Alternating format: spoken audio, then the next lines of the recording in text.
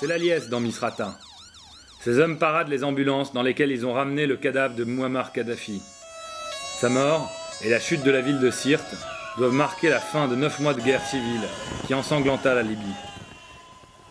Dans Misrata, qui a subi un siège épouvantable et des milliers de morts, chacun laisse exploser sa joie. En centre-ville, les rebelles ont déjà établi un musée à leur gloire, avec des centaines d'obus et d'armes pris à l'ennemi, mais surtout les trophées du régime, comme ce poing dressé, tenant un jet américain, qui trônait dans Bab al-Azizia, le bunker central de Kadhafi, à Tripoli. Ou encore cet aigle. Mais c'est en allant à Sirte, sur les lieux mêmes de la capture du dictateur, qu'on peut retracer ces derniers moments. Le spectacle est macabre. Le convoi qui l'accompagnait dans sa fuite a subi de plein fouet une frappe aérienne de l'OTAN. Mansour Dao, bras droit de Kadhafi maintenant prisonnier, et avec lui jusqu'au dernier moment, décrit la phase ultime de sa chute. Son convoi était bourré d'essence et de munitions.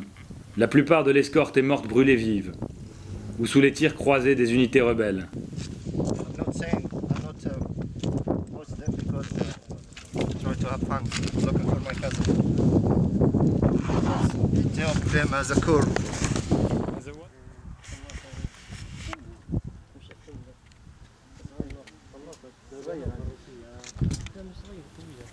Kadhafi, lui, s'est encore traîné sur 140 pas, aidé par Mansour, qui l'a conduit jusqu'à l'entrée de ce tuyau.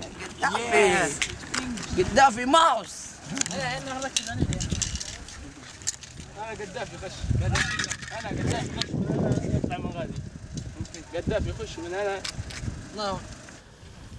Voici la dernière vision qu'eut Kadhafi libre, tandis qu'il rampait parmi les détritus de cette buse d'évacuation d'eau. Et voici ce qui l'attendait à la sortie, de l'autre côté.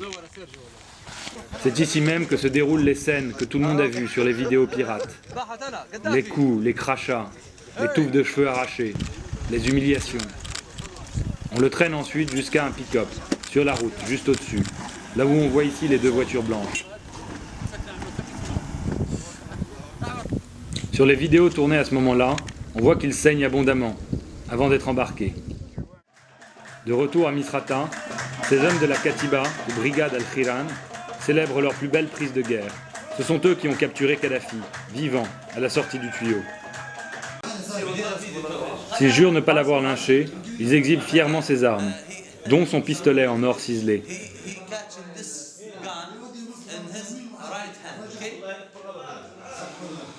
And the other gun?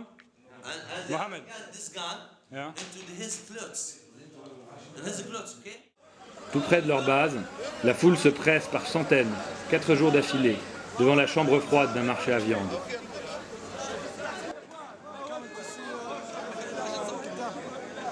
Why?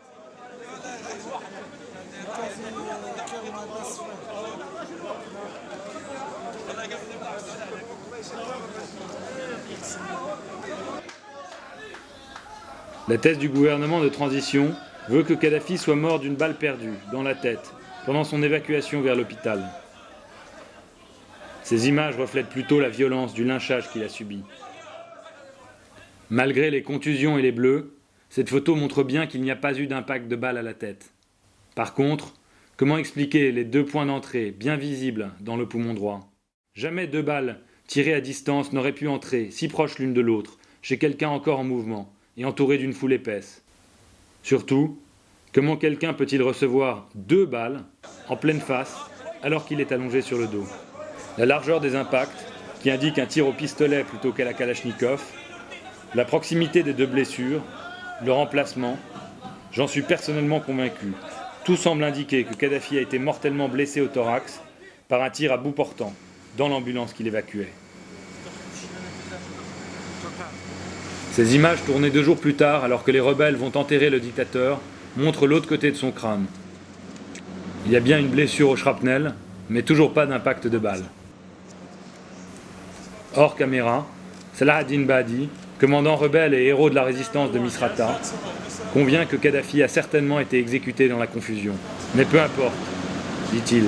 Il a lui-même perdu tellement de proches pendant la Révolution qu'il veut surtout tourner la page.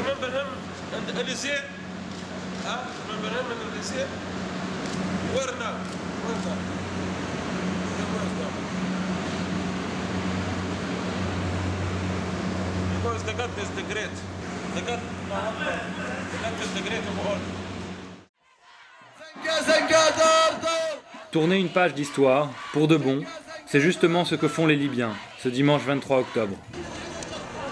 Sur la grande place de Misrata, ils célèbrent la libération du pays, saluant au passage ceux qui les ont aidés.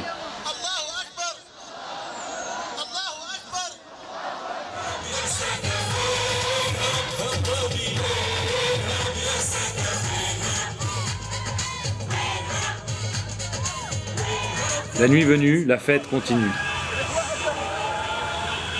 Après 42 ans de pression, les Libyens testent jusqu'au bout cette nouvelle sensation de liberté. Si ce n'est pas très visible à l'image, un début de discipline s'installe néanmoins. Ainsi, les commandants rebelles ont interdit les tirs de célébration à la Kalachnikov. Pour la toute première fois depuis 8 mois, les explosions qu'on entend dans le ciel de Misrata ne sont pas celles des armes, mais celles des feux d'artifice.